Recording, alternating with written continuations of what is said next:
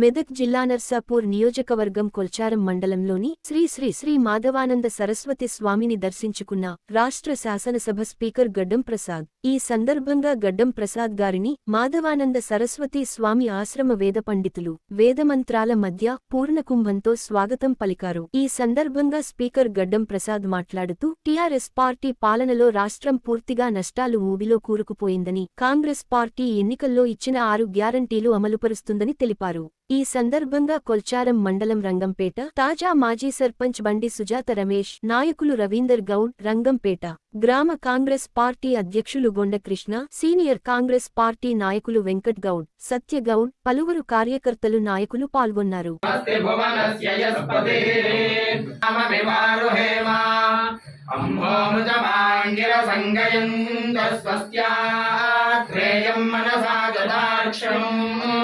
ప్రయతమాణిశరణం ప్రపద్యే స్వస్తి సంపాదేష్వభయన్నోస్తు యశస్కరం భగవంతం ప్రభుత్వం తమేవ రాజాధిపతిర్బభూవ సంకీర్ణనా.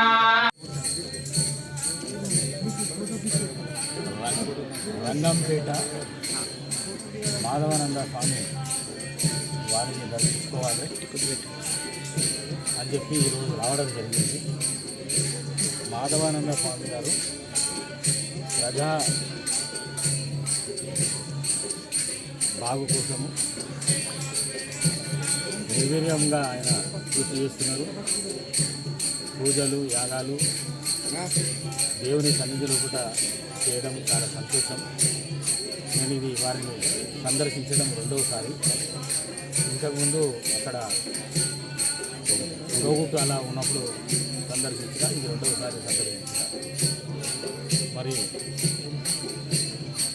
వారు చాలా విషయాలు నాతో మాట్లాడింది. ఒకటి మాత్రం వారి రిక్వెస్ట్ నా ముంగడ పెట్టింది, శివరాత్రి తర్వాత నెక్స్ట్ డే ప్రభుత్వ పరంగా సెలవు ఇప్పించాలని చెప్పేసి కోరడం జరిగింది. తప్పకుండా